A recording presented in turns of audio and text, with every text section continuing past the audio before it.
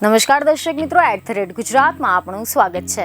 રાજકોટ બેઠક પરથી ભાજપના ઉમેદવાર પુરુષોત્તમ રૂપાલાના જે નિવેદન આપ્યું હતું તેના બાદથી જ સમગ્ર ક્ષત્રિય સમાજ ભાજપ અને રૂપાલાના વિરોધમાં ઉતરી આવ્યો છે। ત્યારે હવે આ બેઠકોને લઈને સૌથી મોટા સમાચાર સામે આવ્યા છે કે પુરુષોત્તમ રૂપાલાના સમર્થનમાં હવે પાટીદાર સમાજ આવ્યો છે। જી હા, ક્ષત્રિય સમાજના વિરોધની વચ્ચે હવે એવી ખબરો મળી રહી છે કે રાજકોટમાં 4 મેના રોજ પાટીદાર સમાજ વિશાળ સ્નેહ મિલનનો સમારોહ યોજાશે, જેમાં લેવા અને કડવા પાટીદાર પુરુષોત્તમ રૂપાલાના સમર્થનમાં એક મંચ પર જોવા મળશે। જોકે પુરુષોત્તમ રૂપાલાની ટિપ્પણી બાદથી જ ક્ષત્રિય સમાજ દ્વારા ઉગ્ર વિરોધ દાખવવામાં આવી રહ્યો છે। પુરુષોત્તમ રૂપાલાએ જાહેર મંચ પરથી ઘણી બધી વાર સમાજની માફી પણ માંગી છે, પરંતુ તેમ છતાં પણ ક્ષત્રિય સમાજ પોતાની માંગ પર અડગ છે અને પુરુષોત્તમ રૂપાલાની ટિકિટ રદ કરવાની માંગ કરી રહ્યો છે।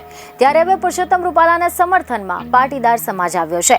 ખબરો એવી મળી રહી છે કે રાજકોટમાં 4 મેના રોજ પાટીદાર સમાજ વિશાળ સ્નેહ મિલનનો સમારોહ છે અને આ કાર્યક્રમ દરમિયાન લેવા અને કડવા પાટીદાર સમાજ પુરુષોત્તમ રૂપાલાના સમર્થનમાં એક મંચ પર જોવા મળશે।